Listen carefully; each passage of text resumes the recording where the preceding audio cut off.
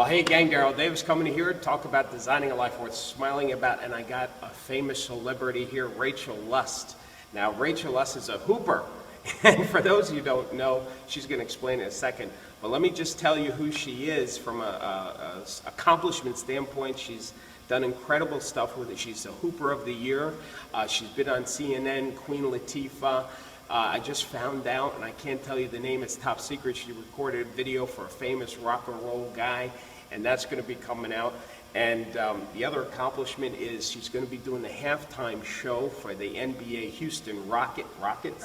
Yeah, I'm not into sports, but whatever that is, the basketball, and she's going to be there. So, Rachael, thanks for doing this. Now, I just grabbed her real quick. She's here in Brooklyn, ready to do a workshop to teach some people. Yeah. So I grabbed her real quick. I threw her down, and she's got to get ready. She's being very generous now.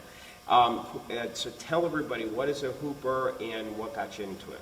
Okay, a hooper to me, what I kind of do of hooping is consists of dance and gymnastics and karate and maybe a little bit of fitness too, but it's all those different elements and you can kind of go however you want with it. But that's hooping to me.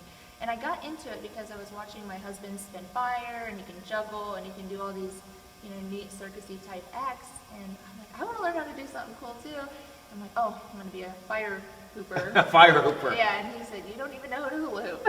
Now you're married, so this must make the marriage exciting. Yeah. With fire. Right. Anyway, so now how long have you guys been married, and how long have you been hooping, and how long has he been doing this? He doesn't do it as much anymore, but he kind of inspired me. He just picked it up, on a whim, and I just stuck with it for a lot longer. We've been married for about 5 years, and now I'm just... Now, I'm looking at my questions. How long have you been hooping now? A little over 3 years now. Okay, wow. Every day. Wow, because you have blown up, and I remember we talked, I think, it was about 2 years ago. Yeah. So, people see your video, she gets like millions of hits, it's just off the hook. How many hours a day do you practice, or a week, or?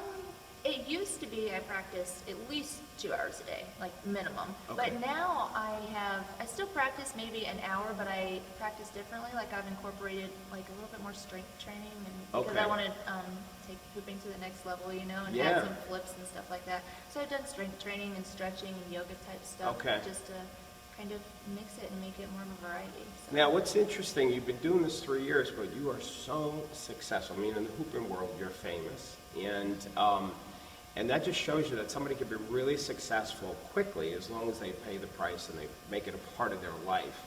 I'm guessing that you probably don't fit your schedule of hooping into your life. You fit your life into the schedule of hooping. Oh, yeah. Yeah. It's like every decision kind of has hooping, plays a role in it. Oh, that's very cool. All right.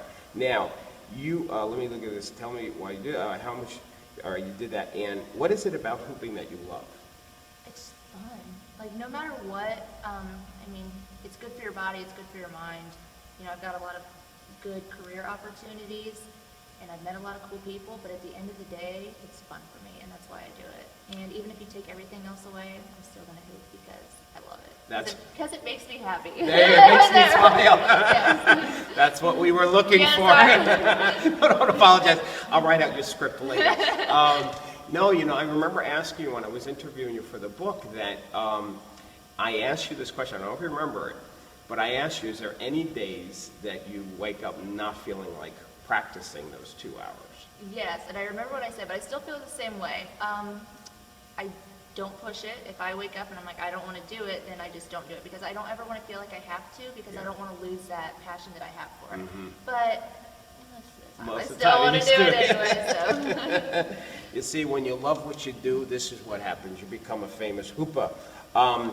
This might be a similar question. The big thing these days is people say, get in touch with your why. There's actually been speakers who've talked about it, written books about your why you do what you do. So what inspires you? What's your why, and any mentors, too, that you look up to? People I look up to, I gather inspiration from everywhere. Even a new hooper can inspire you to do like a new trick or something. But I'd say over the course of my hooping career, Tiana Zoomer and Katarina Sutton, I think, they've definitely been like the two main ones that I follow, because they're really, really awesome. All right, very cool. So. And is there something beyond like what you're trying to give back to people when it comes to hooping? I just hope that people can find something in their life that they love as much as I do. So whether it's hooping or it's painting or it's a different sport or whatever it is, I mean, I fell in love with it, and I found it at an early age too, and I'm really lucky because so many people go through life and they don't ever find anything like that Yeah. that they get excited about.